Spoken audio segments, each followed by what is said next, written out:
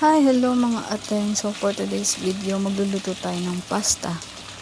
Pero two style of pasta dahil ayaw ni Habi ng Filipino style spaghetti.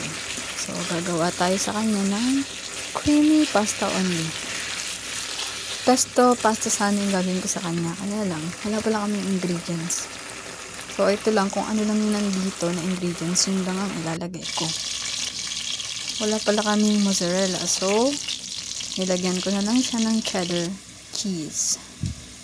So, ayun lang naman. Hindi ko na na-videohan kung paano ko ginawa. Kasi alam niyo naman kung paano ito gawin. So, inuna ko muna pala yung spaghetti ko bago yung pasta ni Habi. So, ayan. Wala tayong tomato sauce dito ha. Pero meron tayong tomato paste. So, yun ang ginamit ko. Medyo napaitim yung spaghetti ko. Kasi naman, napadami ata yung toyo. So, ito yung nilagay ko kay Habi. Cooking cream, oregano, parsley. So, yan yung nilagay ko kay Habi. Para maglasa-lasa siyang carbonara. So, ayan na. Maluluto na yung kay Habi. And after nga nito, actually lunch na namin to kinain.